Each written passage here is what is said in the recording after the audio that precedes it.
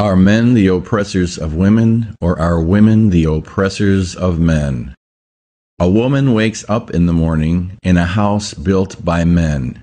She starts the water to boil on a stove built by men, and sits at a chair and table put there by men, to read a newspaper written in part by women, but printed and delivered by men.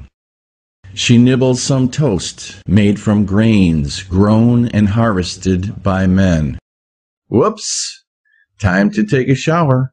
She turns a faucet handle installed by a man, and lo and behold, out comes hot water, delivered by a vastly complicated water system built and maintained by men.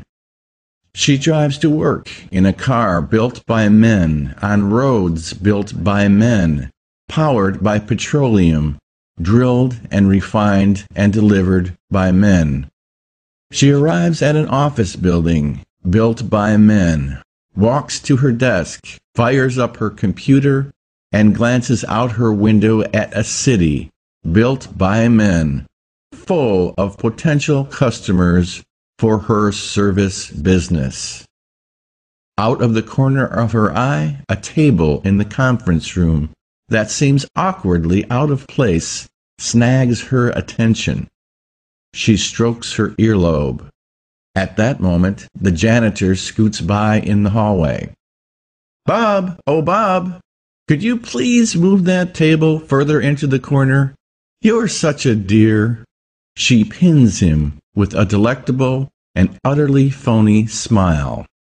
Bob, oblivious to the cheapness of the words and falseness of the smile, thrilled to get any attention at all from such an attractive person, pitches right in, and as he lugs one corner of the heavy table across the carpet, she exhales a comfortable sigh. Her day has begun. She will spend the next 8 to 10 hours telling other people what to do. That's her understanding of work.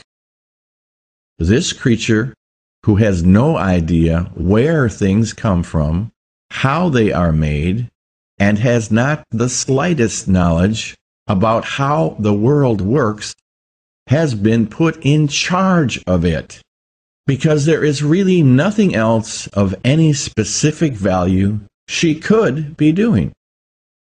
If she lived in a world built by women, she would be sitting in a tent, watching her breath in front of her face, stitching animal hides.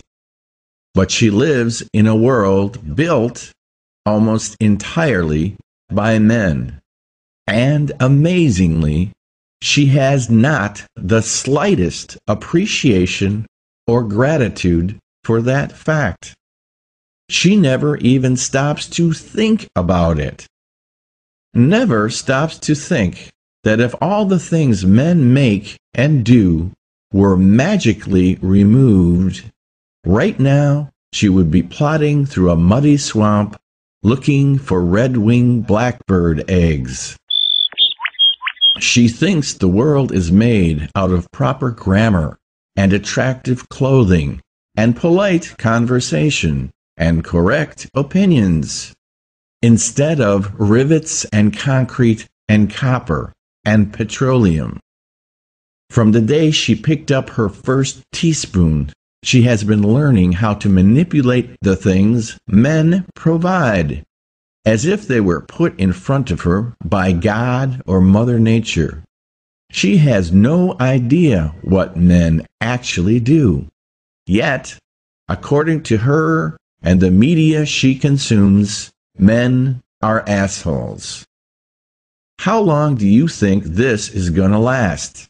When I think of the men, the lumberjacks and truck drivers and paper mill workers and printers and delivery men, the men who have to get up early every morning and do very hard jobs, so that Ellen Goodman and Maureen Dowd and other feminist blowhards can sit in their climate-controlled offices, shitting out editorials about what assholes men are, when I think of those women walking on the backs of all those men, I want to start bombing things. Let's bomb them all the way back to the unheated tent and the muddy swamp, and see what they complain about then. Maybe they'll start writing editorials about how women should start doing real work, not just office work. Here are the facts. 19 out of 20 people who die on the job are men. 4 out of 5 suicides are men. 85% of the homeless are men. Women live 7 years longer than men. 65% of America's wealth is owned by women, says Forbes magazine. Men are not regarded as equal parents to their children. Men are drafted in time of war, and women are not. Given these facts, how could anyone with half a brain possibly believe that men are the oppressors of women? Now hear this. Men are now, and always have been, the protectors and providers for women. The protectors and providers for women.